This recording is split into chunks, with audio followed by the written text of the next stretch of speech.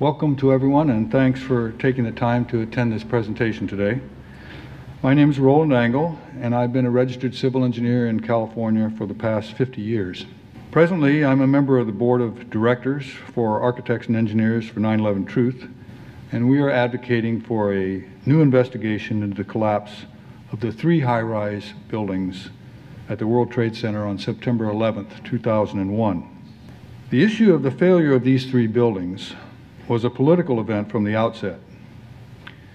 Because it was a shocking crime of mass murder that caused us to question our national security, accusations and counter-accusations surrounding the circumstances of the event arose immediately and continue to this day. The engineering profession was thrust into the middle of this controversy because we're the experts in the design and construction of commercial structures and bear the responsibility for the safety of the people using them. Project Due Diligence, which Architects and Engineers for 9/11 Truth is publicly launching today, is our effort to strip away the political aspects of this world-changing event and look at the scientific facts gleaned from the evidence. Our aim is to determine one thing and one thing only. Did the buildings fail for the reasons given to us by the official reports? We will focus only on that question. The information you will hear today has been collected by literally thousands of persons, both inside and outside the field of engineering, who have donated their time, money, and expertise in order to determine the truth of what happened at the World Trade Center on September 11, 2001. So many people have contributed to this effort that it would be impossible to name all of them. But please realize that the distillation of evidence you will see today is the result of hundreds of thousands of hours of work performed mostly by volunteers and guided by the AE 9/11 Truth staff. We will focus our analysis on 3 government reports on the World Trade Center building failures. The first is the work of the Federal Emergency Management Agency, FEMA. The second and third are the work of the National Institute of Standards and Technology, NIST, a branch of the U.S. Department of Commerce. In addition, because the NIST report on the Twin Towers relied on a progressive collapse theory published by the American Society of Civil Engineers, we will analyze the ASCE theory as well. As you can see from the timeline of events we have provided to you, FEMA issued their preliminary report on the 3 building failures in 2002. Using FEMA's report as a foundation, NIST conducted its own investigations and issued a report on the collapse of the Twin Towers in September 2005, followed by another report on the collapse of Building 7 released in November of 2008. In addition, the ASCE published the theoretical analysis that is still accepted as the scientific basis for why the Twin Towers collapsed. As you will see at the conclusion of this presentation, we are urging the ASCE, as well as all civil and structural engineering organizations, to join us in calling for a new investigation into the failure of all 3 buildings. We base our decision to take this action on what we believe are critical errors in the NIST reports and the ASCE progressive collapse theory, errors which invalidate the NIST conclusions and the ASCE theoretical foundation. Have the 3 World Trade Center building failures on September 11, 2001 been adequately explained, or is it time for another look? There have been 6 reports on the building failures. The 3 that I just mentioned, FEMA in 2002, NIST, the Twin Towers in September 2005, and NIST again on World Trade Center 7, November 8th, in November 2008. Then there have been 3 privately funded reports that just looked into Building 7. The first 2, the Arup Group and the Weidlinger Associates, were done for the plaintiffs and the defendants in a lawsuit that was brought by Edison, Con Edison, and their insurance company against World Trade Center properties. Those were privately funded reports. In addition to that, there's the study that we funded, which again looks at World Trade Center 7. There was a preliminary report in last year in September. That was done by the University of Alaska Fairbanks Department of Civil and Environmental Engineering under Professor Leroy Halsey. So those are the sum totals of the reports on the building failures that have been done to date. We're going to look at Building 7 first. It was the third high-rise to collapse that day. Collapsed in the afternoon, about 5:20. It was some distance away from the North Tower. 47-story building. Each floor had an area of about an acre. Shaped like a trapezoid. Gross floor area about 2 million square feet. And it was built through and over the existing 2-story tall Con Edison substation, which you can see here. This is the floor plan of everything above the Con Edison station. The upper right-hand corner of that floor plan is the northeast corner of the building, and that is the area where we're going to focus on, because it is that area where NIST says the collapse began. You can see that there are 58 columns on the perimeter, 24 central columns in the middle. We're going to stand right here and look west so that we can see the structural members that are of concern here. This is that view. This girder right here is the girder that NIST says walked off of its column support at column 79, which is in the interior of the building. It was pushed by these beams, which frame into it. Those beams were heated by the fire. They expanded and sagged, and they caused that girder to walk off its seat, and that led to a cascade of floors down below, which initiated the collapse. So we're going to pay a lot of attention to the facts surrounding those beams, that girder, and the column. This is a diagram of the foundation caissons showing that they went right through the Con Edison substation below. It looked like this during construction. And when it failed, about 7 hours after the Twin Towers went down, this 47-story steel frame building, which was not hit by a plane, collapsed and turned into this 5-story rubble pile in about 7 seconds. We'll see what it looks like here. For the third time today, it's reminiscent of those pictures we've all seen too much on television before, when a building was deliberately destroyed by well-placed dynamite to knock it down. Did they actually use the word brought down, and who was it that was telling you this? The fire department, and they did use the word, we're going to have to bring it down. We heard this sound that sounded like a clap of thunder. It looked like there was a shock wave ripping through the building, and the windows all busted out. About a second later, the bottom floor caved out. The building followed after that, and we saw the building crash down all the way to the ground. And I turned in time to see what looked like a skyscraper implosion. It looked like it had been done by a demolition crew. The whole thing just collapsing down on itself. It was almost as if it were a planned implosion. It just pancaked. That building was 350 feet away from the North Tower, and a small amount of debris from the tower hit the North Tower when it collapsed, hit the World Trade Center when it collapsed. FEMA mapped the debris, and you can see that the light debris from World Trade Center 1 reached the southern face of the building. Before and after pictures. Between the time that the North Tower collapsed and World Trade Center went down about 7 hours later, World Trade Center was on fire. You see the fire engulfing the smoke coming out of the south wall. Here's some pictures of the damage to the west wall between the 14th and the 26th floors. This is a look at the penthouse, which was on the roof, contained heavy equipment. FEMA mapped the damage, and they indicated that the debris hit the lower part of the building in the southwest corner and hit in the upper part of the building near the top. There was diesel fuel in the building.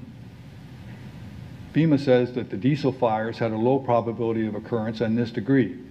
Most of the fuel was recovered from the main tanks in a vault below ground level, and firefighters testified they neither saw nor heard nor smelled diesel fuel fires. In the early stages, people thought, well, maybe it was the diesel that had caused the collapse, and the fires from that were affected, but NIST said no. There were fires on the 7th, 8th, 9th, 11th, 12th, 13th, 19th, 22nd, 29th, and the 30th floors. The fires on the upper 4 floors were out by 1:30. Now we'll look at their collapse theory. NIST says that thermal expansion of these beams pushed or pulled this girder off of its seat at this column, column 79. And that occurred on the 13th floor. That caused that girder to fall off its seat and impact the next floor down, which caused a cascade of floors all the way down to the 5th floor. That, in turn, left column 79 unsupported laterally for 9 floors, and it buckled as a result, and that buckling spread from north to south and from east to west through the central core columns, and they in turn collapsed, pulling down the columns on the outside, initiating global collapse. So that's their theory. We're going to look at the mechanism of that theory. According to NIST, the reason for the collapse was totally due to office fires. Now, office fires burn out an area in about 20 to 30 minutes because they run out of combustibles. This photo, which was taken 90 minutes before the collapse, shows the north face of the building, and we can see that there were fires on the 8th floor.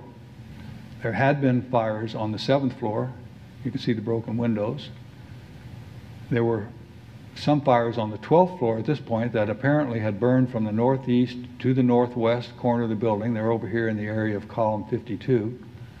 And there was still some fire on the 13th floor at about columns 44 and 45. Here are the erroneous assumptions and omissions and the issues that we have with the report on Building 7. They said that the girder bearing seat at column 79 was only 11 inches wide, but it was actually 12 inches wide. They said that there were no stiffeners on the girder at the column. They claimed that the thermally expanded girder could move past the side plate on column 79. They said there were no shear studs on the girders. They said that the west and south girder connections into column 79 were broken all the way down to the 6th floor. They said that the northeast corner floor failure cascaded down 8 floors, and that there was no lateral support beams framing into beam G3005, that the beams and girders were notched to simulate their buckling due to fire in the model. That's in the NIST model. That there were evidence of temperatures high enough to melt steel documented by FEMA that NIST ignored, and that their model shows radical deformation of the upper exterior as the east side interior collapses, but that's not observed in the actual video footage of the collapse. And they claim that a simultaneous free fall of all 4 corners of the roofline has no implications. Then they refuse to respond to legitimate inquiry. And lastly, we'll summarize the problems with their report. So we're going to look at those issues one at a time. First of all, the seat on the column that supported the girder. You can see the seat right here. It's supported by a plate which was welded to the column at the flanges. And they said that the girder lost its vertical support when the web of the girder was no longer supported by the bearing seat. So in other words, the girder, which sat here, once it was pushed past, the web was pushed past the edge of the seat, it had lost support and it would fall. So they said that needed to happen after 5.5 inches, half of 11 inches. But the construction drawings, the Frankel drawing, showed, 1091, showed that the girder bearing seat was actually 12 inches wide. NIST later admitted that, and they issued an erratum, which was, I think, the only thing that they admitted to. We're going to take a minute and look at the temperatures that the structural members were exposed to. The NIST report claimed that the beams were heated to 600 degrees, the girder to 500 degrees centigrade, and the columns to 300 degrees centigrade in the area around column 79. So looking at the effect of those temperatures on the various members, this is the graph of the temperature versus the strength. This is a graph of the temperature versus the stiffness. Both those things would be affected by temperature. So we'll take a look at those one at a time. For the beams at 600 degrees centigrade, they would lose about half of their strength at that temperature. And they would lose about 70% of their stiffness. For the girders heated to 500 degrees, they would lose approximately 20% of their strength and approximately 40% of their stiffness. And the columns at 300 degrees wouldn't lose any of their strength and would lose about 20% of their stiffness. So those are kind of some parameters. We accepted those temperatures and we calculated accordingly. Looking at the beams at 600 degrees, we see at that temperature it expands a little over 5.5 inches, but it also sags about 1/8 of an inch for a net horizontal expansion of about 5.39 inches. That's what the statistics would indicate, where coefficient of expansion, and it's due to heat and it's sagging and loss of strength.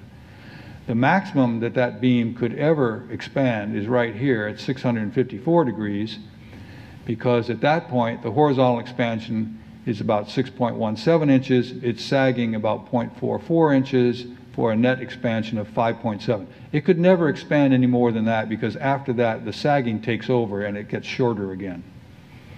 So those beams could never push that girder more than 5.7 inches. So when the seat is 12 inches wide instead of 11 inches wide, the web of the girder can't get past the edge of the seat, and the girder can't fall off of the seat. So that's one of the problems that the NIST report has. Looking at that girder connection to the column, this is the NIST depiction here. You see the girder. It's sitting on its seat, supported by this plate.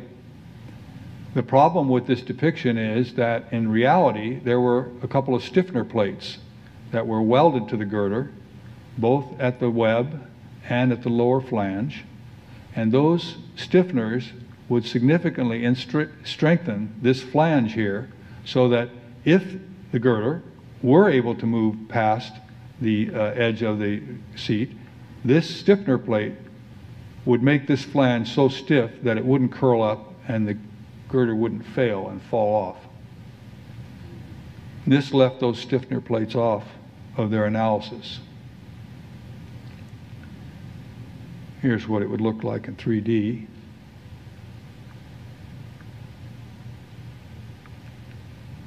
And the NIST analysis shows that the stiffeners weren't there. You have the beam coming in, the girder. This is the column. Looking at it from the column standpoint, you see there's no stiffeners here. Photo shows that the stiffener plates were in fact there. We're now going to turn for a moment to the study that was done at the University of Alaska Fairbanks and look at their finite element modeling of that particular portion of the building. This is their finite element model. It's in Abacus, and this is the 12th and 13th floor. Again, we're looking at this area here is what we're interested in, the northeast corner.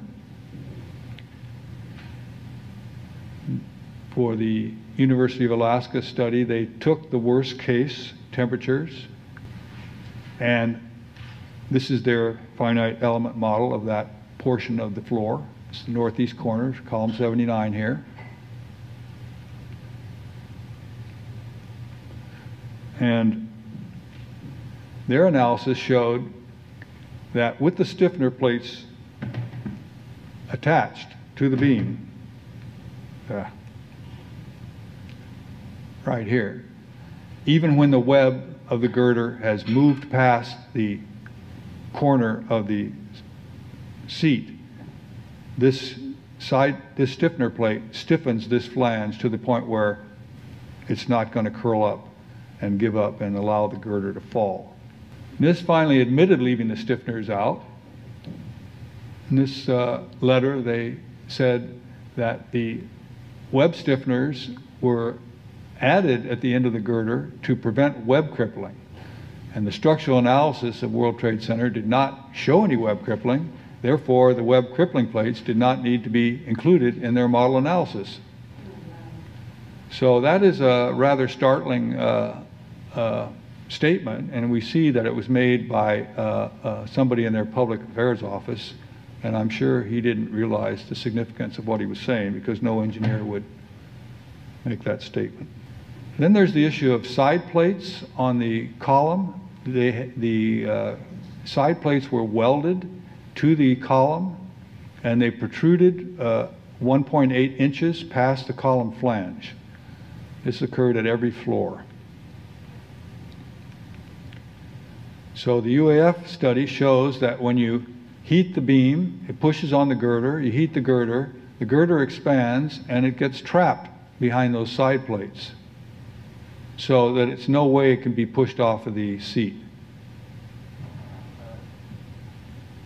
So NIST just left those side plates off or didn't include them in their analysis.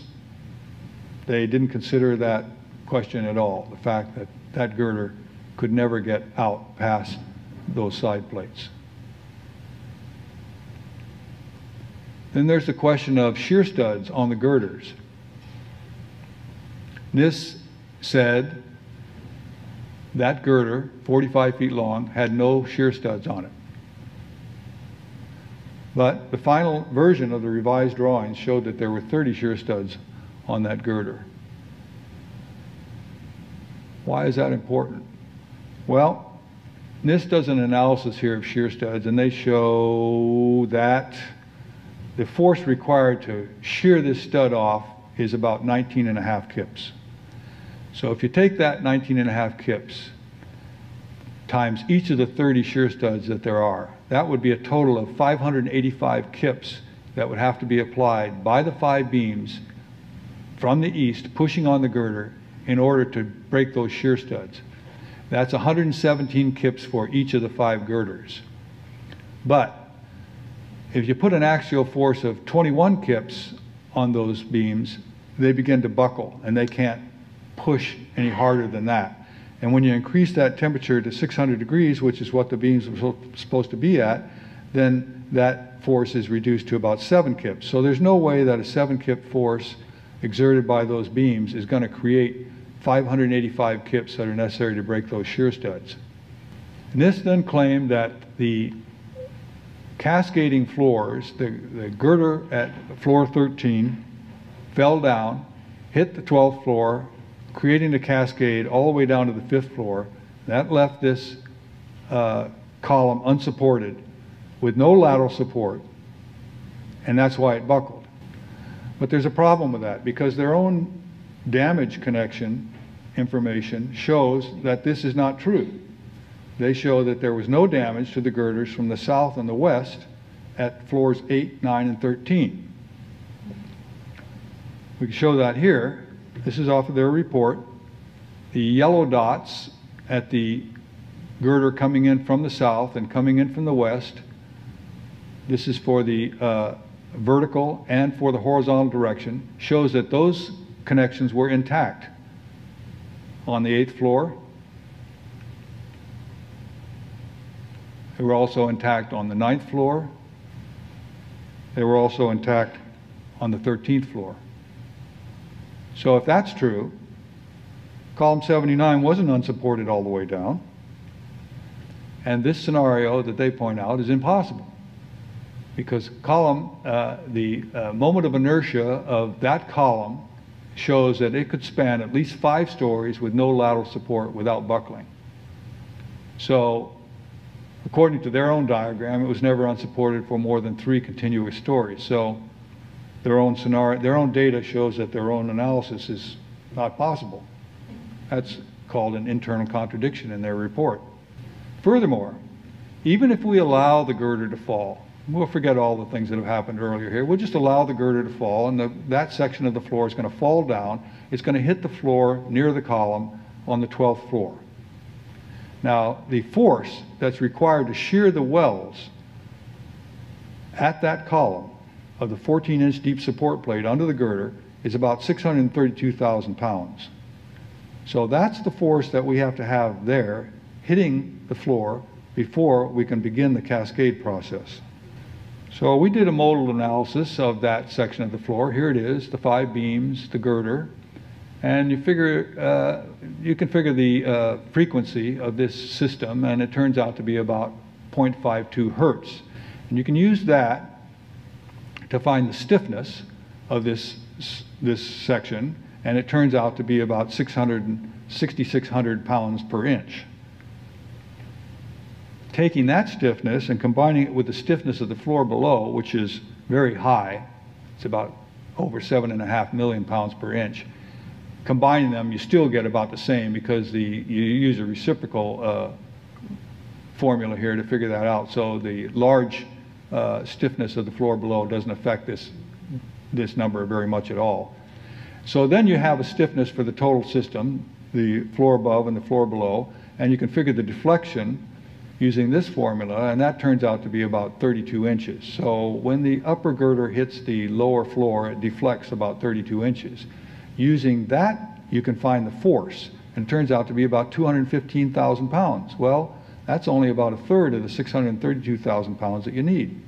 And furthermore, when you heat it to 500 degrees, which is what they said that the girder was heated to, the stiffness gets less, and the force that it imparts to the lower floor also gets less. So you're only getting about 166,000 pounds, and you need 4 times that much in order to break that shear. So that shows that the cascade effect could never occur. Then we're going to look at the northernmost beam here. This is what they term beam G3005, and in reality that beam had 3 lateral supports coming into it from the north face of the building. The NIST analysis removed those, didn't show them at all. Now, that turns out to be important, because if you heat that beam to 600 degrees and there's no lateral support beams there, that beam's going to buckle.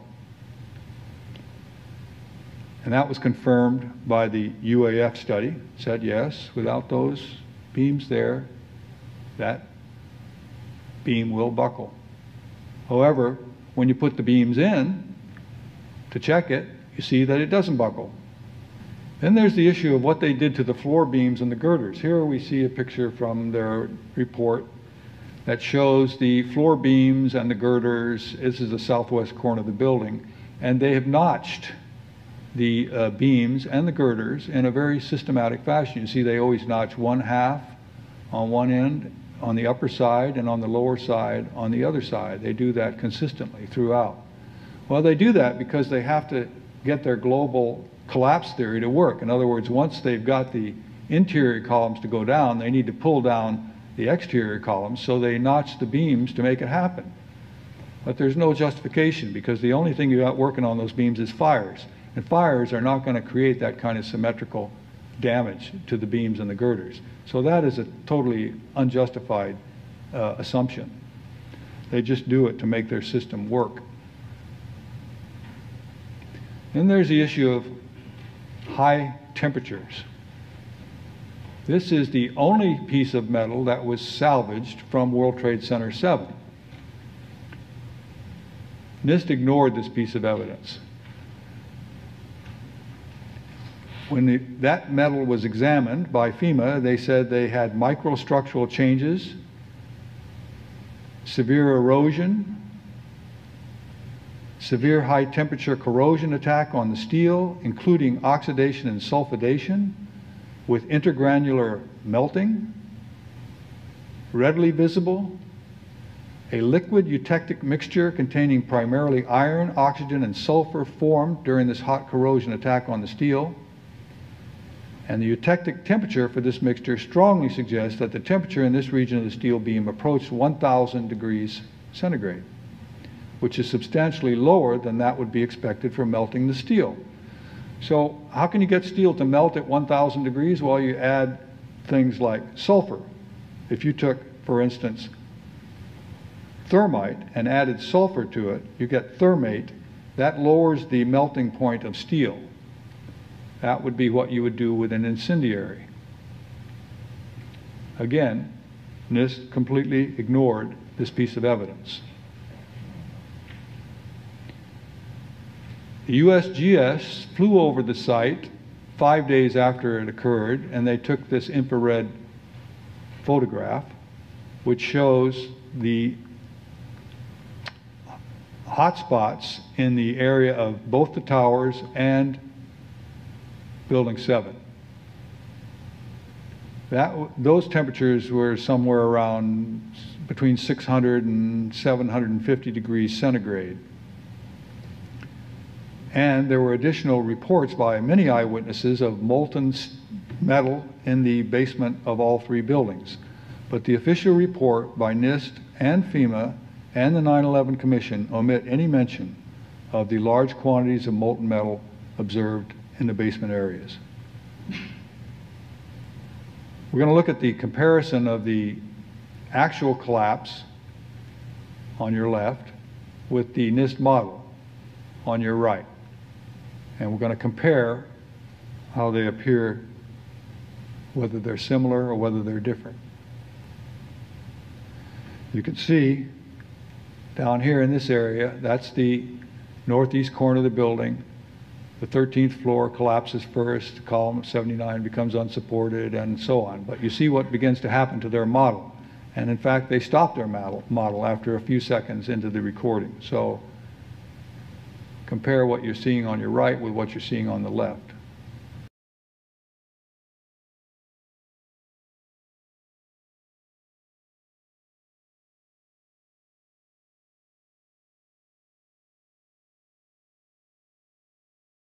This is a diagram of what that collapse of their model would look like a few more seconds into the sequence.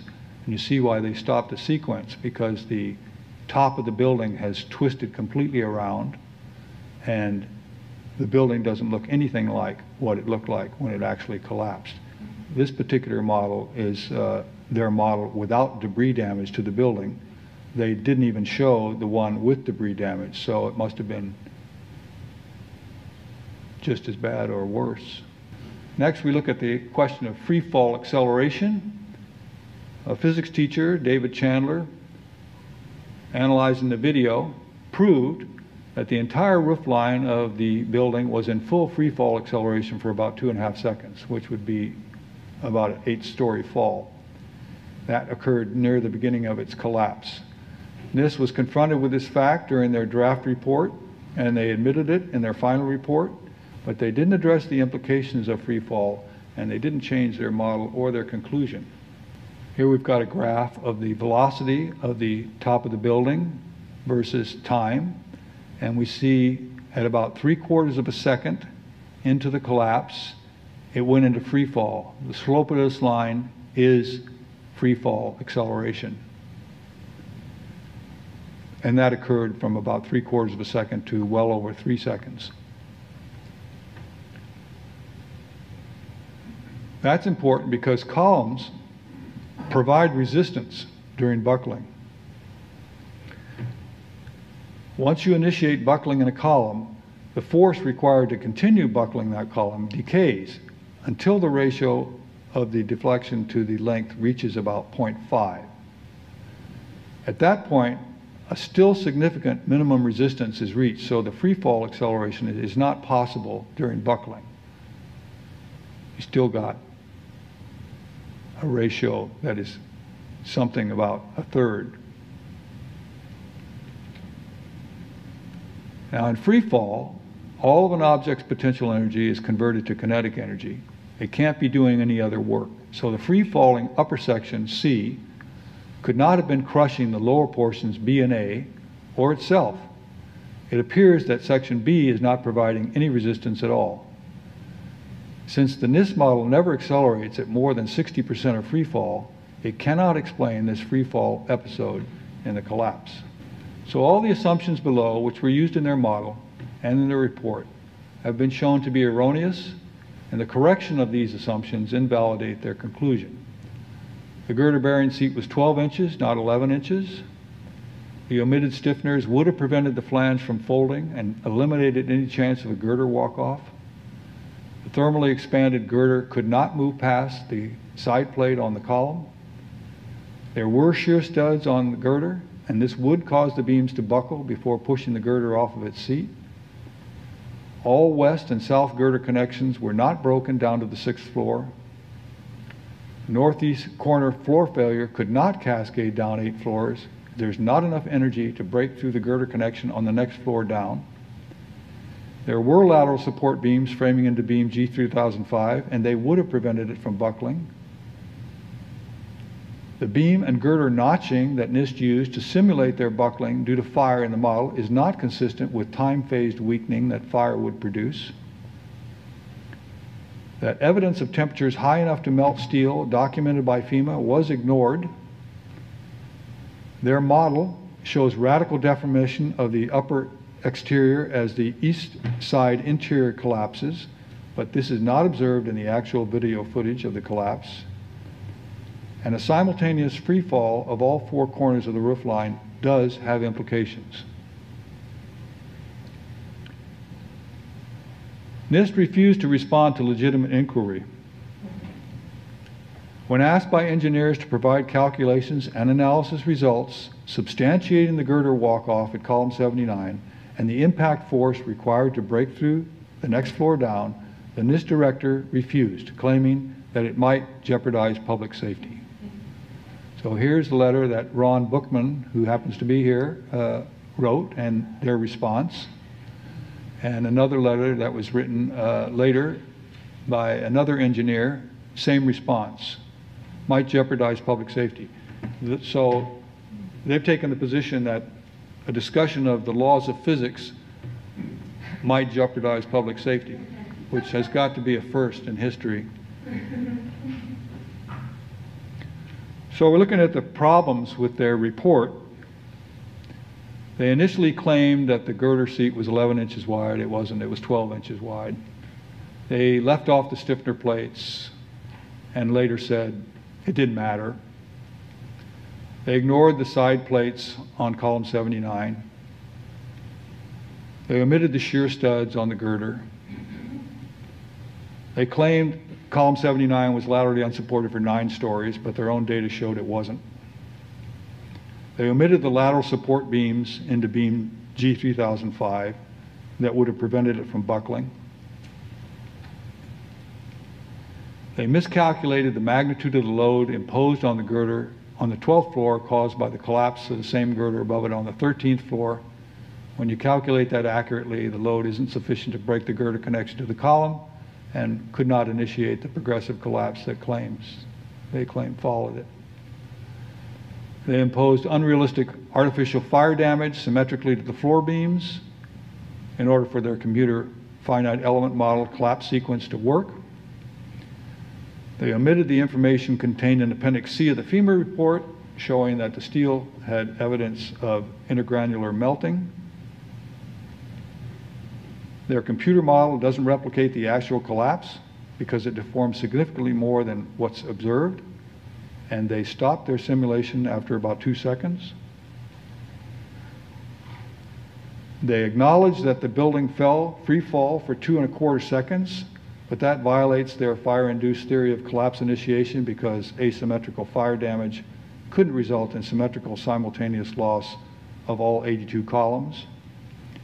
And they refused to release relevant input data for critical calculations of their collapse models, saying that this information could jeopardize public safety. All right, now we're going to look at the Twin Towers. We're going to look at the, we'll give it a little background into the construction and design of the buildings, look at the aircraft impacts, the NIST column failure theory and their collapse hypothesis, the evidence that the core columns failed first. We'll look at the ASCE published progressive collapse theory and analyze that theory. We'll look at the South Tower collapse and the symmetry anomaly. We'll look at other high-rise fires, the destruction of the evidence. We'll summarize the problems with their tower report, and we'll categorize the deficiencies in their report and in the ASCE published theories.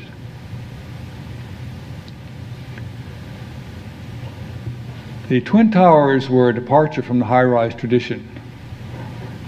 Most high-rises were built with continuous grid of steel, columns, beams, girders. The Twin Towers were built as a tube structure with a dense mesh of welded and bolted steel placed on the perimeter.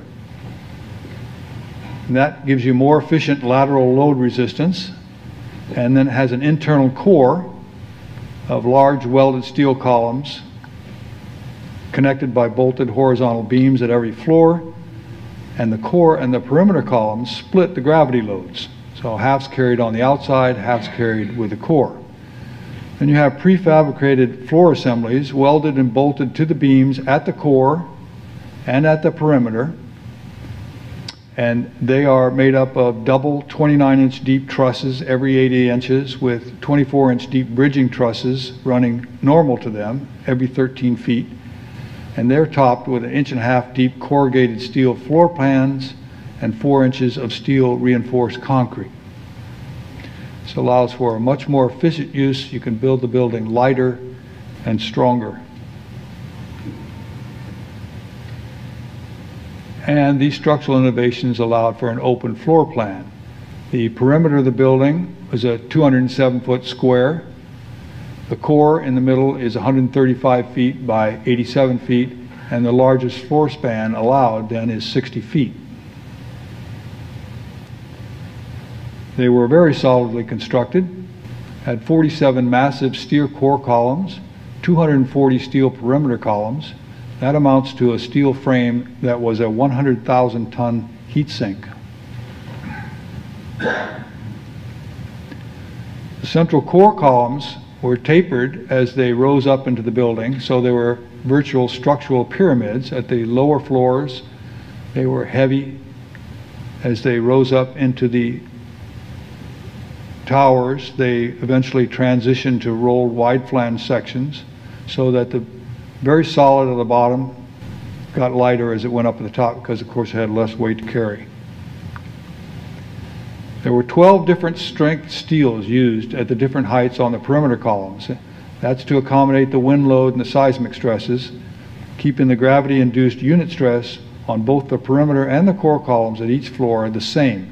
That's to eliminate floor warpage.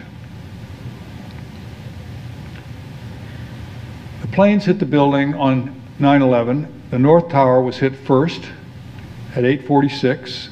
It collapsed 102 minutes later. That was American Airlines Flight 11.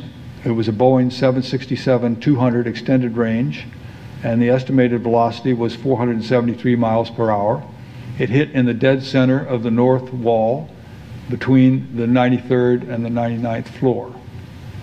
The South Tower was hit at 9:03, 17 minutes later. It collapsed in 56 minutes. That was United Airlines Flight 175. Same aircraft, 767-200ER. Estimated impact velocity was 566 miles an hour, and it hit on the south face of the South Tower between the 77th and the 85th floor. And you see it did not hit straight on like the North Tower was. It hit at an angle more towards the corner of the building. Notice also that the shape of the central core was different. Here you're hitting on the long side. On this one you're hitting on the short side. Looking at the North Tower, it hit between the 95th and the 96th floors, pitched about 10 to 11 degrees down. And the 98th floor is where the collapse actually initiated. There's no argument about that because that's photographic evidence. Up here is where the collapse started. The plane hit down here. If you look at the north face, you see that the wings were rolled up at about 25 to 30 degrees. So the impact zone looked like this.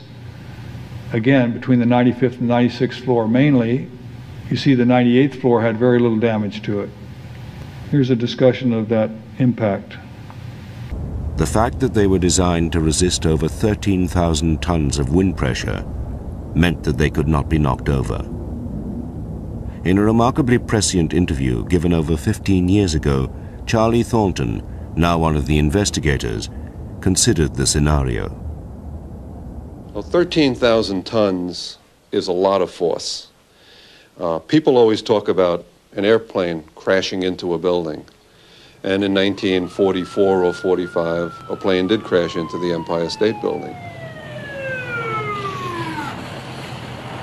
But the largest aircraft flying today, at least commercially, the 747, fully loaded, is on the order of 300 tons. So if you think about a 300-ton element crashing into a building that's been designed to carry 13,000 tons, you can see that an aircraft crashing into the World Trade Center would probably not do anything to the major building. It could affect localized structural elements, could knock out a column, and there could be some damage. But as far as a plane knocking a building over of that type, that would not happen. Since the Empire State accident had shown that a plane could crash into a New York skyscraper, the designers were forced to consider the possibility. In fact, the towers were designed to take a hit from a Boeing 707. John Skilling, the designer, said that his analysis indicated the biggest problem would be the fact that the fuel would dump into the building, but the building structure would still be there. Boeing 707 is very close in size to the Boeing 67s that actually hit the building. The robustness of the perimeter frame tube system and the large size of the building helped the towers withstand the impact. And the structural system redistributed the loads without collapsing in the place of the aircraft impact. That's what NIST admits. Looks something like this.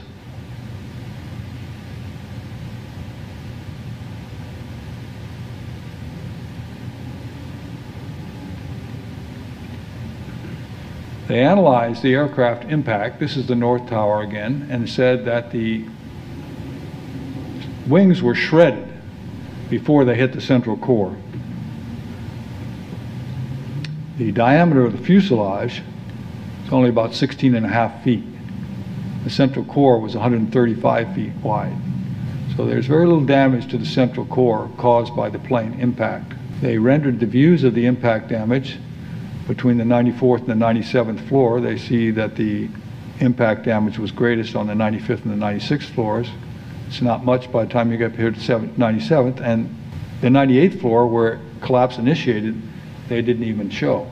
Looking at a pictorial view of the calculated damage to the central core, we see up here on the 98th floor where the collapse initiated, there's no damage or very little to those columns. Down here is where the most damage occurred to the central core.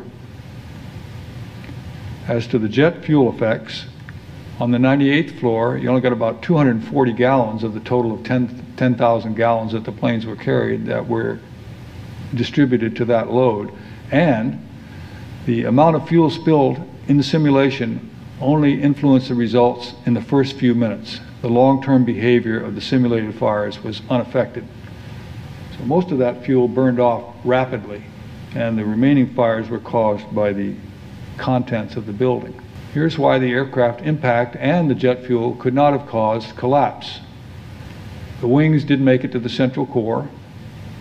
Most of the jet fuel was aerosolized on impact, Much of it remained outside the building.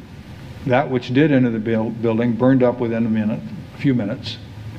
The redundant steel frame redistributed the loads, and the factor of safety against vertical collapse for the perimeter columns was 5-to-1, and for the central core was 3-to-1.